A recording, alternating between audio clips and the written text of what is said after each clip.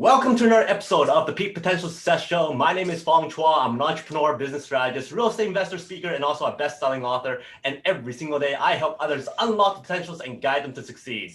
Today, I have an amazing guest. This person absolutely saved my life. He got my sleep back. A few months ago, my back was sore, my legs were sore, and I couldn't get a full night's sleep. And after a few sessions with this guy, I was able to sleep like a baby once again, and absolutely very, very grateful for him. He's in fact also an athlete too. He's ran in 3 Ironmans and also represented in the World Championships in Hawaii. Absolutely amazing. Now, each one of us also understand the concept of bringing your car in for a tune-up, making sure it's in top shape every single month, every single year, and all that kind of stuff. So why not our own bodies? Why don't we bring our bodies in for a checkup every now and then? And that's why we have to find our chiropractor. We have to go and get that tune-up every now and then on a consistent basis so that we could perform in our top-notch performance. Now, I also know that people come from long distances to see this guy and have his magic hands work on them. So please welcome 3-time Ironman, business owner, and also the Doctor of Chiropractic, Dr. DARRELL Morin. Thank you so much, Fong. It's awesome. Thanks for being here. So what's up? How are things going in the chiropractic world?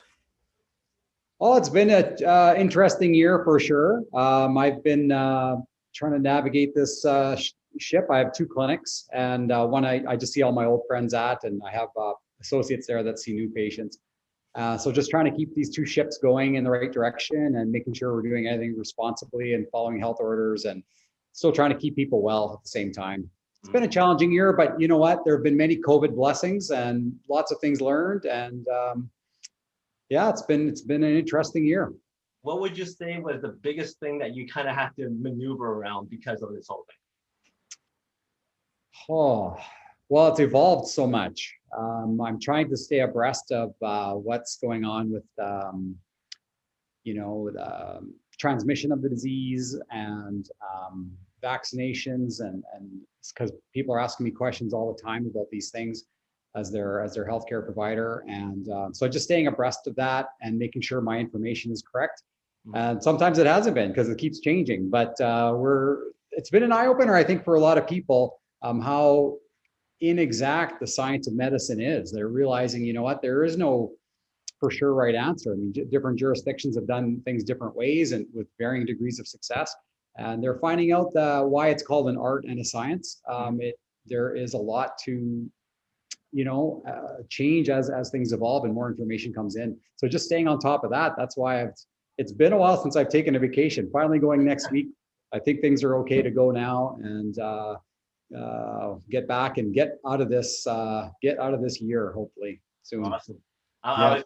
We were just talking before how I've been seeing you for what, 3, 4, almost 5 months now, and This is the first time I've seen you full face.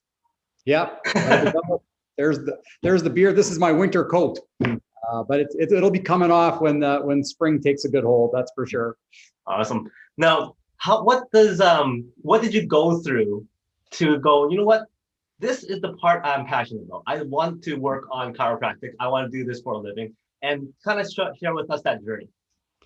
Oh boy, that's a great story. It involves skiing. A lot of pivotal moments in my life have involved skiing for some reason. I'm not an awesome skier. I started when I was 15, but one day I fell on my head skiing. I was probably trying to impress some girls and did a jump, fell on my head, and didn't really have the terminology at the time, but I was severely concussed. I was 17 years old, and I went from an honor student on academic probation. I was at a private school here in Edmonton. And my medical doctor I was seeing at the time, after 3 months, said, finally, don't tell anyone I said this, but go see a chiropractor. I said, a chiro what? I didn't even know what it was. I went to this chiropractor, Dr. Redpath. He did one adjustment on me, which scared the dickens out of me because he didn't tell me he was going to make a noise. And I thought he broke my neck. I was driving back to my dorm room thinking that I was seeing double. And I'm like, I'm never going back to that crackpot again. But that night I slept and I was able to get my life back essentially. So down the road, I was still planning on being a medical doctor, like, cause I went back to university, I got into university, and that was my plan. And then after volunteering in the hospital and just seeing how it wasn't really a positive place, it just didn't seem like it was for me. And I went through a biochemistry degree. Loved biochemistry, loved it a lot, considered being a biochemist, but then decided, I'm going to follow that thing that changed my life and try and change other people's lives. And it's not always a story like that when you get a new patient. Sometimes it's a life-changing thing. Sometimes it's just they think it's a minor thing, but you know what? A little rock in your shoe your whole life, it makes your life just a little bit less enjoyable. And it can make a little thing like that can make a big difference. It's not always dramatic though. Did you ever go back to that doctor and that chiropractor and go, you know what? You completely direct me into this path? I absolutely have. He's been my mentor all my career, and he just recently retired. And yes, I have told him that he changed my life. And I don't know where I'd be if I didn't see him. It probably wouldn't be good. Now, you kind of alluded it during your story about how the doctor told you, don't tell this to anybody, but go see a chiropractor. Yeah. Now, why do you think that is like the norm? Why do you think not many people actually go, you know what, go see a chiropractor before you go see a doctor? Yeah. Do you know what? It's an interesting thing. I've got doctors that are patients of mine. They're medical doctors that are patients of mine, and they still don't refer people here because they're kind of worried what their colleagues, I think, are going to say. I don't know. They come from just a standard of practice, really. I mean, the history goes way back in terms of chiropractic and medicine not getting along. I mean, there's a lot of myths. I mean, even Dear Abby, if you've heard of that name, Fong, a pretty young guy. Dear Abby was on the payroll of the American Medical Association to say bad things about chiropractic. This was found out in the 70s. So there's been a lot of history there. And I think some of those myths are still kind of embedded in the medical culture, but yet they'll send their kids to me. They'll come in, but they often still won't refer. I mean, it's getting better though. It's getting better. They're coming around. Because isn't it true that there's a lot of things that you can actually help with adjustments where you can eliminate medicine, you can eliminate pills, and you can eliminate certain things just by adjusting it for a period of time? Do you know what? Medicine is, they're trained to find a pill for a lifestyle problem a lot of times. There's so many things that can be done with diet and exercise that they just don't have, perhaps they don't have time or the skill set or the knowledge to counsel people on, or maybe the time to counsel people on things like that. But so many things can be solved with lifestyle. So it's not just adjusting, it's also about lifestyle factors. Like we know so much more now about, say, how carbohydrates affect our hormones, our insulin. It's never been an easier time to get fit and get healthy without drugs. We know so much more than we knew even 10 years ago. So, but that's just not their wheelhouse. They're if I'm in a car accident and I'm bleeding, I want to go see a emergency room. And that's where medicine really shines, right? I mean, the emergency medicine. But in terms of chronic disease that can be prevented with lifestyle, it's just not their wheelhouse, in my opinion. Now, before you kind of mentioned about certain myths, what are the top 3 myths about chiropractic that you should debunk right now? Number 1, once you start, you have to keep going. Mm-hmm. That's not true. It is, I always say, it's kind of like exercise. Once you start exercising, you're feeling good, it's a good idea to continue it. But if you decide to stop, you're not worse off for having done it. Mm-hmm. So that's number 1. You don't have to keep going, but it's a good idea, like you said, to get tune-ups. We do try to minimize it, give people exercises and things and lifestyle things they can do at home so they don't have to come in as often. But if you want to keep everything working perfectly, tune-ups are a good idea. But again, you're not worse off for having not done it. Number 2, neck adjusting and strokes. That was a myth that was that is caused from a selection bias. People with neck pain often come see chiropractors, right? And one of the first symptoms of a neck stroke is neck pain. I had a case where a fella came in with neck pain, and he also had some numbness in his face. hey, I did a neuro test, sent him to the Emerge right away. I got a phone call a couple of days later saying that I caused a stroke on him. I said, what? I said, I just did the exam and sent him to you. And then he hung up. That was the emergency room doctor trying, thinking that I caused it, but actually I'm the one that sent him to him. So, I mean, but that's a selection bias when people have that. Yes, there's an association because the patient had neck pain and happened to see a chiropractor, but because it went to a full stroke, it had nothing to do with having seen a chiropractor. Number 3,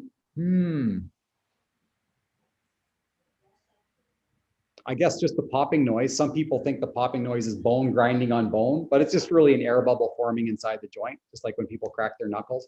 It's just an air bubble forming in there. It can't go anywhere and hurt you. It doesn't hurt. It doesn't matter if you're tense during the adjustment. The adjustment will work just fine. I guess those would be the top 3. Awesome. Now, I've always had this question in my mind as I'm on that table. How do you know which joint or which vertebrae or which joint connection is actually adjusting when you're still holding my head and you're still just twisting my head? You're forgetting about your exam. We did an exam on you on the first day. That was a long appointment. It was about 40 minutes. You were in the office. We did a thermal scan, EMG scan. We might even have done x-rays on you. I'm not sure. And then we did a re-exam after your first phase of care.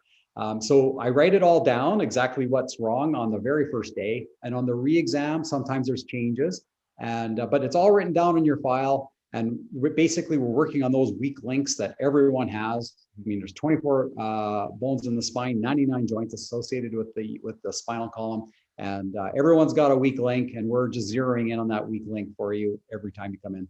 So you're able to pinpoint the exact location that you're adjusting. Exactly. That's why it takes. That's why it's minimum 3 years of science and then 4 years of chiropractic school. We do gross anatomy, just like medical doctors, where we dissect the cadaver. We go through it so that we know exactly where we're adjusting each time. Yep. Now, how young of age should somebody start seeing a chiropractor on a consistent basis? I adjusted my son when he was 20 minutes old. Really?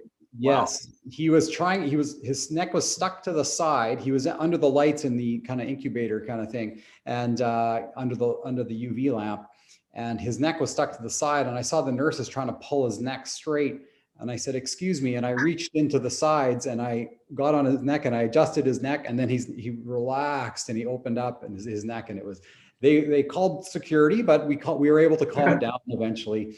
But typically I don't adjust kids manually. I have an instrument called an activator, which sends just a little impulse into the joint. It's very, very gentle. Only in severe cases, like happened to be my son, where I didn't have an activator handy, where I adjusted him manually. So yeah, right away. Wow. That's incredible. We say in the business, a womb to the tomb, get adjusted.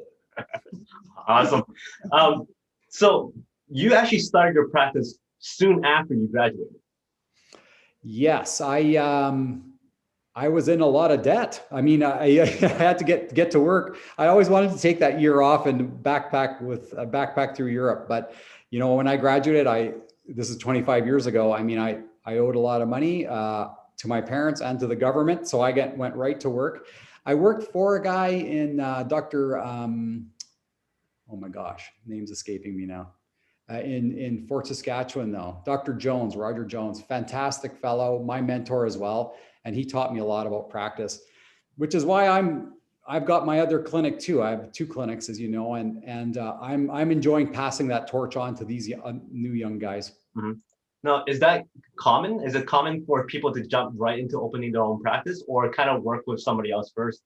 Tell you what, it's risky, because when you take out more money, when you owe lots of money after 8 years of school, and I missed the Yellow Page ad. Back in the Yellow Pages were the only way to get your number out there. Yeah. I missed the deadline by a week, and I was going door to door I had maybe 1 or 2 patients a day, but just putting my phone number in people's mailboxes so that the people in the area knew I was there. So yeah, it's risky. And so most associate for a while, which I think is a good idea, because then you can learn from someone who's been adjusting for a while. Because honestly, when you first graduate, I mean, I don't know. Some of these new grads are pretty darn good, but I was terrible at adjusting when I graduated. I had a lot to learn. And that's what also made it worse. I would get new patients, but I would refer them out because I knew there was someone who could do it better than me. Wow. That's kind of hard to admit to, though, eh? It was tough. It wasn't until I had this one patient. She just loved me. I don't know why. I said, Gail, I think you should go see Dr. Watson. He'll be able to do this better than me. She said, no, Darrell, you can do it. I know you can do it. And so I'm like, okay, I'll keep going, Gail, but I don't know. Now, for someone who jumped right into having your own practice, was it because you also had some kind of want to be in business on your own? Yeah, you know what? My dad was always an entrepreneur, and he had everything from motels, hotels, Dairy Queen. He had a bingo hall, and he had a building company. He's done a lot of stuff. And so I guess I come from an entrepreneurial background for sure. So yeah, I'm pretty good at that side of it too, just to make sure everything, you know, with staffing and things like that, and making sure everything's balancing. And yeah, I have that side of me as well. And now, you mentioned before you had that mentor that you worked with, and how important is having that mentor with you from the chiropractic standpoint and also from a business standpoint? He wasn't, from a business standpoint, he wasn't really a mentor. He was an awesome doctor. So he really coached me in how to take care of people. You know, you wear different hats when you're have a practice, because you have to be a doctor first. You have to care for people. You have to be a place that you'd refer your grandma to. That's my litmus test with all my associates. I said, if you wouldn't refer your grandma to you, you're not doing a good job. So to make sure you can say that to yourself and look yourself in the mirror every day. Mm-hmm. Now, what would you say is the best business advice that you've ever gotten from your father? Oh, he was a tenacious worker. That's what it is. And I've been told from friends, Darrell, you always outwork everybody. Like, I can work hard and I can focus. If there was just no dilly-dallying in our house, it was get to work or you just have to work longer. Yeah. Yeah. Now you're a 3-time Ironman. Yeah. You represented, is it Canada for the World Championships? I did. Yeah. And how was that experience? And being a chiropractor, was there a different way of training for that type of race? You know, I was training about 17 hours a week for that race. Fortunately, you know, as a chiropractor, we are part of our, it's not just adjusting people, right? With chiropractic, it's about lifestyle. And so you'll very rarely find a chiropractor that works 40 hours a week. We all work around 30 hours a week, actually in practice with patients, because we want to make sure we have balance in our life.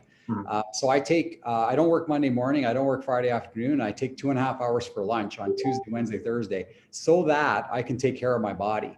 And that was enough time to train for an Ironman and qualify for World Championships. Now with children, not so much. That's the trade-off. That's not a trade-off. It's a change of priorities, right? But I really enjoy the nuts and bolts of how training magic works. So I did a lot of reading on making my training efficient. And I think that's a lesson for people, is making sure you're working efficiently too. Because I mean, you don't want to be doing junk miles when you're training if you have limited time, and you don't want to be wasting time in business either. I think one of the biggest things people make a mistake of doing is doing what's easy. You know what? I always say you are what you think about most of the time. And if you're wasting time online doing things that aren't productive, when you have other stuff to do, that's what you are. You're a time waster. If you feel like if you got to take care of your finances or check your stocks or your mutual funds, but you don't want to do the work of looking through balance sheets, instead you'd rather clean your garage, you're a garage cleaner. You're not an investor. So, I mean, you got to do the things that are most important. I mean, that garage can wait. If you got to make a move in your business, you gotta focus on that. Otherwise, that's not where you are. Or you could always delegate it out and hire it out for somebody else to work on, right? That's right. That's right. Every job you look at, you got to make a decision. Is it worth my time? Can I do a good job? Can someone else do a better job? Is my time better spent somewhere else? Mhm. So as of right now, what is your biggest passion? What excites you right now in either chiropractic or in your personal life? Oh, gee, it's I would say it's finding that balance right now. You know, that sounds kind of cliche, but you know, courage is made of two things. You can it's part being reckless, and it's part being fearful. In the middle, there's courage. And when you can get that middle ground in life where you're working on all the facets of your life, most people focus so much on their bank account and their career, and everything else can fall by the wayside. You know, there's no success outside the home that'll make up for lack of success inside the home. Mm-hmm. So I think that in my experience, that's where you got to focus, is make sure your home is a refuge. Your home is a great place to be. So I'm passionate about my family life being phenomenal. I'm passionate about my practice being phenomenal, and I'm passionate about my finances being phenomenal and my health being phenomenal. Mm-hmm. And it's all about trying to make sure I'm balancing those things in the right proportion so nothing suffers. That's what I'm passionate about. That's very important. Balance is absolutely important because lots of people focus so hard on one thing that something else completely topples over, and then you don't know what happened. You know what? Yeah, and if you know, every year when I used to have a daytimer anyway, now I write it on my computer, but I always write mind, body, spirit at the start of every month, and every year I circle one of them for the year, and because I reflect. I usually start in December reflecting on my year because I want to make the change January 1. So I start thinking about it December 1. What do I want to focus on next year? Last year, say I built a house. We built a house one year. We're focusing on stuff all the time. Stuff you got to buy. Money. It was draining. So the next year, my focus was on my spirituality. Mm-hmm. So mind, body, spirit was on the page. All three are still important, but I circled spirit. I'm working on my spirit that year, more so than the other ones, to try and get that balance back, get that side of me back. So that's how I handle it. Mm-hmm. Now, for a person who runs Ironmans, you have an athletic mindset, you have a business mindset, yet you also have a very left-brain doctor's mindset. Yeah. So between the three, which one do you think governs the most? Oh, I would say I've become a natural exerciser. I just enjoy it. Mm-hmm. I think so. It was the doctor mindset, the athletic mindset, and what was the third one? The entrepreneur business mindset. Entrepreneur. I don't think I have a dominance. I think I'm always working to keep them in balance. Mm-hmm. Yeah. Just out of curiosity, for my own sake, can you do your own adjustments? On myself? Yeah. No, I go see somebody. Okay, everyone wants to know who's the chiropractor's chiropractor. You're the product of the product, so. Yeah, I go see my associates at South Center Clinic, or I'll see a dear friend, Dr. Ken, at White Mud Crossing. I'll go see either of those guys. They're all great. Yeah. Awesome. Now, when it comes to people who go, you know what, I don't need to go see a chiropractor. It's something that's on the bottom of my list. What would you recommend them for a daily basis of either exercise or lifestyle? You know what? I once went when a patient's been with me a long time, and then they have to go to the seniors home. Sometimes I'll go visit them in the seniors home. And I had this patient go to the seniors home, and I'm going through the hallways, and I'm seeing all these people. They're bent over to the side. They're over. It was looking really, it was a little bit rough in that place. And then I saw my guy way out at the back. He's standing tall, looking good and smiling. He was looking awesome. These little things that go down that you can't see maybe, but a chiropractor could. These little asymmetries, man, they amplify when you get older, because as you lose muscle mass, you can't compensate anymore. Mm-hmm. So I think absolutely anyone with a spine should get it checked, just to make sure it's okay. And if there invariably are a few problems. I think I've had one patient in 20 years where I said, you know what, I can't find anything wrong. Have a nice day. It doesn't happen because everyone has stress. Stress is what causes subluxations. That's the fixations or distortions in the spine. And stress comes in many forms: emotional stress, chemical stress, poor diet, and physical stress. Everyone thinks about the physical stress, but usually it's the emotional stress that causes most of the problems in the spine, because that's where we store a lot of issues. And it's behind you.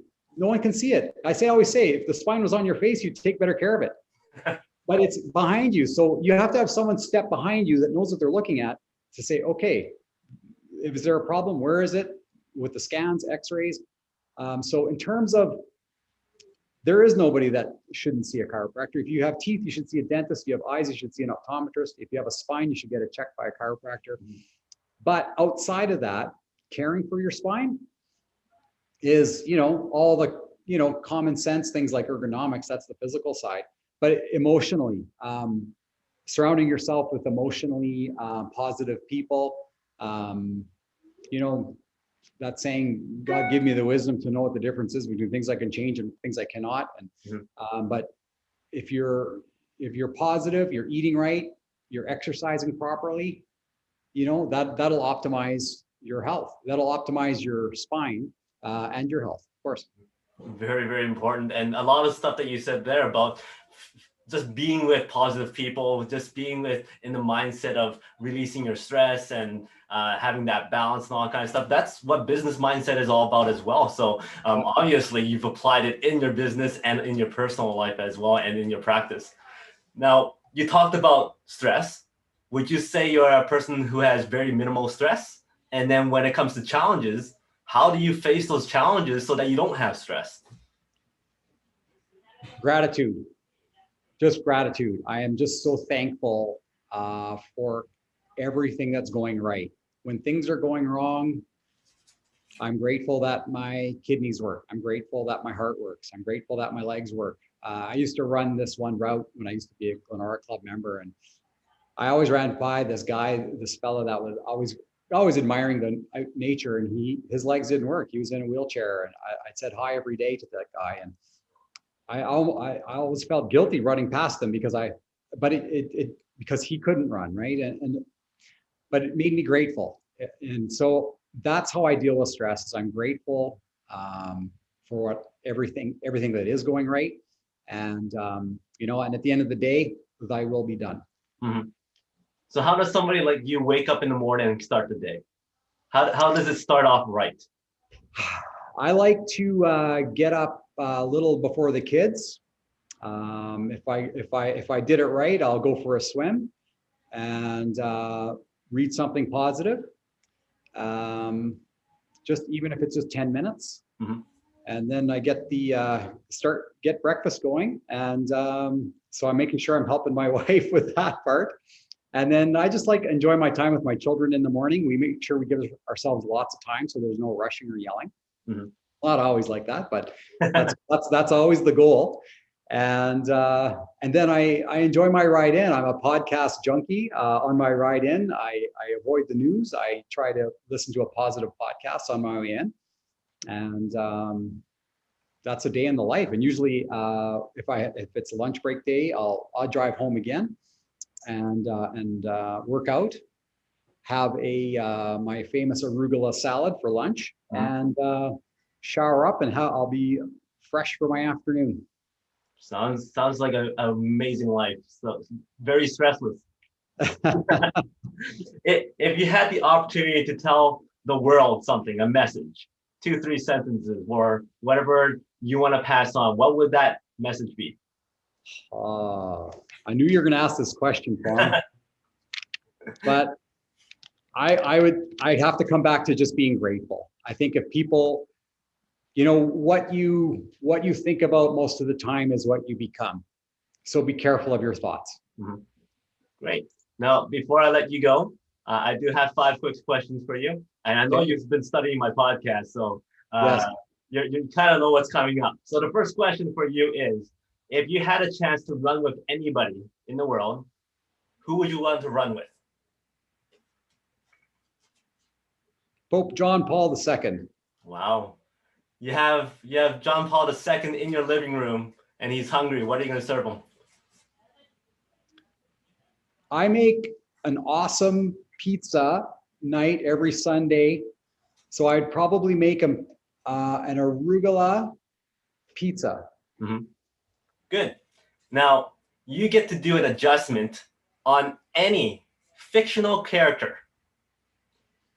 Which fictional character do you wish to walk through your doors and go, I need help?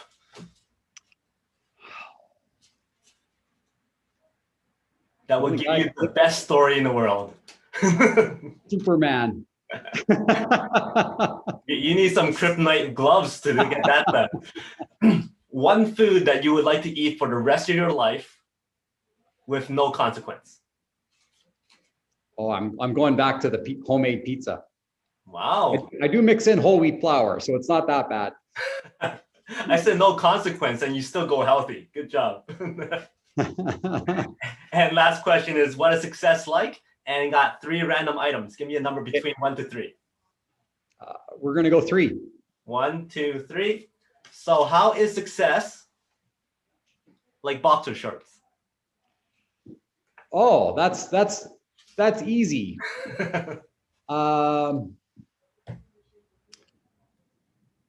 Because when they're worn right, they feel really comfortable.